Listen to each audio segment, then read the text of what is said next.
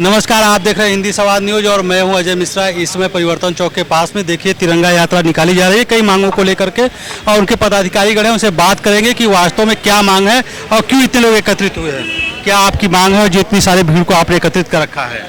देखिए, आज 21 अगस्त को हमने प्रदेश के प्रत्येक जिला मुख्यालय, कोई लखनऊ ही नहीं, 75 जिले के मुख्यालय पर अटेवा द्वारा पुरानी पेंशन की बहाली, निजीकरण की समाप्ति और टीटी अनिवार्यता के विरोध में हम सब आज पूरे प्रदेश के अंदर ओपीएस तिरंगा यात्रा निकाल रहे हैं। और आपको जैसे जानकारी है कि सरकारी कर्मचारी बुढ़ापे की लाठी जो होती थी ओपीएस होती थी, सरकार ने उसको बंद करके एनपीएस ला दिया, फिर दबाव पड़ा तो यूपीएस ला दिया। न एनपीएस हमें चाहिए न यूपीएस चाहिए, हमें सिर्फ और सिर्फ ओपीएस चाहिए जो हमारी सामाजिक सुरक्षा है। और उसी के लिए पूरे प्रदेश के अंदर आज लगातार ये हमारा तिरंगा यात्रा चल रहा है। उसी क्रम में लखनऊ में भी बढ़ती ठेका प्रणाली एक घातक बीमारी का रूप ले चुकी है, पूरे प्रदेश में नहीं बल्कि पूरे देश में।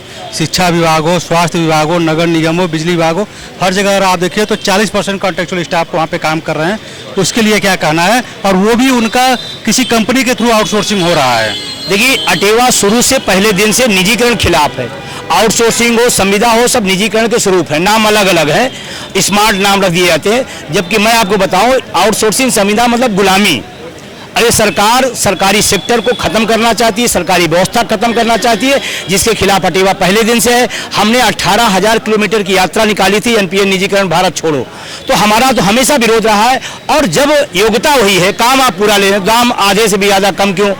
आप आउटसोर्सिंग संविदा के विधायक रख लीजिए, सांसद रख लीजिए, 2.5 लाख के विधायक हम देते हैं हमें टैक्स से। आप 25,000 की वैकेंसी निकाल के विधायक निकाल रख लीजिए, विधानसभा के अंदर मार हो जाएगी। आपने हमारे कर्मचारियों शिक्षकों के बीच में दो फाड़ कर दिया कि उनको इतना मिलता, हमको इतना मिलता। हमारी गलती नहीं, सिस्टम गलती है। तो मैं कहता हूं, अगर आउटसोर्सिंग संविदा पर शिक्षक कर्मचारी हो सकता है तो विधायक और सांसद भी हो।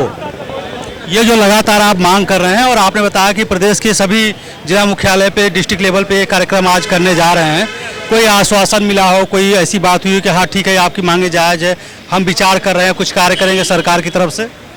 सरकार जो इस समय बनी हुई है, सरकार चल रही है, उसको लगता है कि इस देश के लोगों को सुना जाए न सुना जाए, काम चलता रहेगा। और यही शायद किसी भी सरकार की बड़ी भूल होती है। अरे ये देश एक महान देश है, लोकतांत्रिक देश है। अगर आप नहीं सुनेंगे तो उसका नुकसान भी आप उठाना पड़ेगा। 27 का विधानसभा चुनाव आ रहा है, निश्चित रूप से जो पीड़ा में है, जो तकलीफ में, जिनका हकमारी हो रही है, वो कहीं ना कहीं आपको एहसास कराएंगे और बताएंगे कि हमने आपको सेवक चुना है, मालिक नहीं। और मालिक अगर बनेंगे तो सेवक बनने का भी नंबर नहीं मिलेगा। आपने कहा आपने सेवक चुना है, मालिक नहीं, लेकिन जो भी सब पार्टी सत्ता में आती है वो सेवक से मालिक का रूप ले लेती है। ये सरकार जाएगी, कोई और सरकार आएगी, तो क्या ये इन बातों को, इन मुद्दों को समझ पाएगी, निर्णय ले पाएगी? नहीं, बिल्कुल। देखिए, ये पढ़ा लिखा वर्ग है, यहाँ शिक्षक है, कर्मचारी हैं, अधिकारी हैं, युवा है, सब पढ़ा लिखा जमात है। तो पढ़े लिखे को बहुत ज़्यादा हमको समझाना नहीं है, उसको पता है हकमारी बुढ़ापे की लाठी पो रहा है, हकमारी सरकारी संस्थाओं का निजीकरण किया जा रहा है, हकमारी आउटसोर्सिंग नौजवानों को 8,000 10,000 रुपए में पैसा आप दे रहे हैं, फिर कंपनी क्यों लगा रहे हैं? इसका मतलब दलाली है, इसका मतलब बिचौलिया पैदा कर रहे हैं आप। सरकार बिचौलिया पैदा कर, इससे ज़्यादा दुर्भाग्य क्या हो सकता है? ये जो आपकी तिरंगा यात्रा स्पष्ट रूप से सरकार को क्या मैसेज आज देना चाह रहे हैं कि संगठित होकर के काफ़ी भीड़ है, अच्छे खासे लोग आपके साथ जुड़े हुए हैं, क्या मैसेज सरकार को स्पष्ट रूप से देना चाह रहे हैं? देखिए, तिरंगा हमारी शान है और इसी शान के लिए हमारे देश के कितने नौजवान कुर्बान हो गए। और ये तिरंगा जब हम देखते हैं तो हमारे अंदर एक उफान आता है, एक उमंग आता है, एक जोश आता है, एक सम्मान का भाव पैदा है।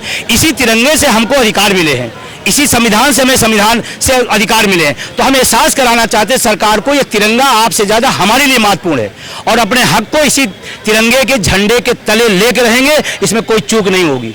अंतिम प्रश्न है आपसे, जो युवा देख रहे हैं, बहुत सारे अभी ऐसे युवा हैं जो इतनी गहराई से बातों को नहीं समझ पा रहे, जो आपने बातें कही और जिसके लिए आप लगातार आप सब लोग संघर्ष कर रहे हैं, उनसे क्या आह्वान करना चाहेंगे? युवाओं से एक ही बात कहूंगा, लोअर मिडिल क्लास का दो ही सपना होता है कि हम पढ़ लिख के सरकारी सेक्टर में जाएं।